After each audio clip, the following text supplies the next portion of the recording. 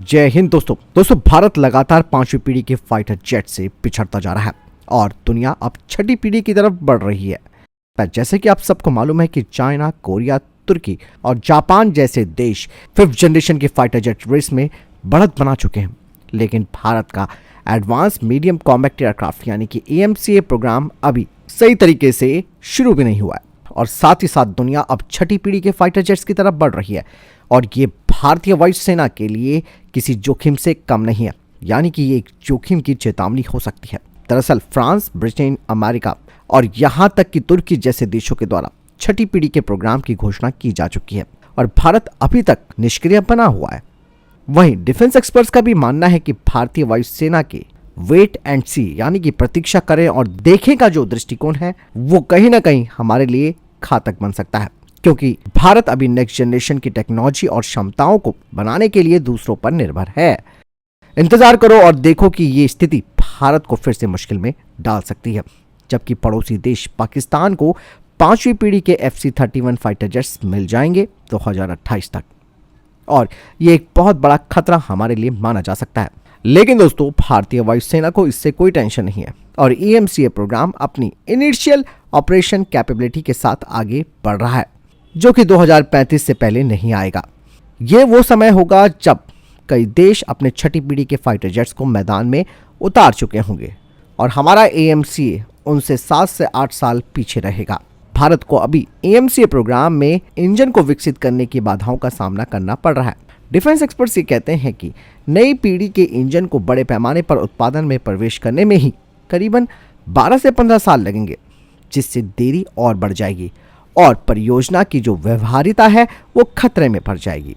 बात साफ हो जाती है जब भारत का पांचवी पीढ़ी का फाइटर जेट आखिर में एंटर होगा, तब तक दुनिया काफी आगे बढ़ चुकी होगी। अगर भारतीय वायुसेना समय पर नहीं जागती है या कोई पहल नहीं करती है और छठी पीढ़ी और उसके आगे के लिए अपना रास्ता नहीं तय करती है, तो भारतीय वायुसेना एयर सिक्योरिटी खो सकती है और भारतीय आकाश का भविष्य इसी बात पर निर्भर करेगा। भारतीय वायुसेना को इस चिंताजनक स्थिति से निपटने के लिए तत्काल और कुछ निर्णायक कदम उठाने की जरूरत है, जिनमें कि AMCA प्रोग्राम को तेजी से ट्रैक करना होगा, जिसके लिए विकास प्रक्रिया को सुव्यवस्थित करना होगा और संसाधनों को प्राथमिकता देना और अंतर्राष्ट्रीय भागीदारों के साथ सहयोग करके ही AMCA तेजी से एंटर कर सकता है। वहीं दूसरी तरफ भारतीय वायुसेना को छठी पीढ़ी के रिसर्च में सक्रिय रूप से इंगेज होना पड़ेगा। 6th जनरेशन को परिभाषित करने के लिए दूसरों की प्रतीक्षा करने की बजाय भारतीय वायुसेना को एक्टिवली यानी कि सक्रिय रूप से रिसर्च एंड डेवलपमेंट पर निवेश करना होगा, ये सुनिश्चित करते हुए कि भारत इस नेक्स्ट जनरेशन की टेक्नोलॉजी में सबसे आगे है। इसके अलावा स्वदेशी क्षमताओं को मजबूत करना होगा। भारत के भीतर इंजन का विकास करना और अन्य महत्वपूर्ण टेक्नोलॉजी में निवेश करके आयात पर निर्भरता को कम करना होगा, जिससे कि समग्र विकास प्रक्रिया में तेजी आएगी। यहाँ पर कंक्लूजन दोस्तों इसी बात का ये निकल जाता है कि दुनिया छठी पीढ़ी के फाइटर जेट्स पर आ चुकी होगी जब हमारा AMCA फाइटर जेट आना शुरू होगा, जो कि 5th जनरेशन का फाइटर जेट है।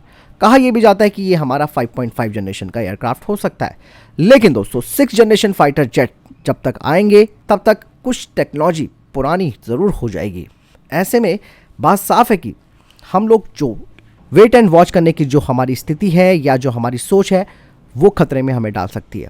इसीलिए कुछ पॉइंट्स जो बताए गए हैं, जैसे कि AMCA प्रोग्राम को फास्ट ट्रैक के तहत आगे बढ़ाना, 6th जनरेशन टेक्नोलॉजी पर रिसर्च करना, स्वदेशी क्षमताओं को बढ़ाना, ये सारी चीज़ें ध्यान में रखनी ज़रूरी है, क्योंकि तुर्की जैसा देश छठी पीढ़ी के फाइटर जेट्स की घोषणा कर चुका है। पाकिस्तान को पांचवी पीढ़ी के फाइटर जेट्स मिल जाएंगे, तो हम कहाँ मौजूद होंगे, ये बहुत बड़ी टेंशन की बात है।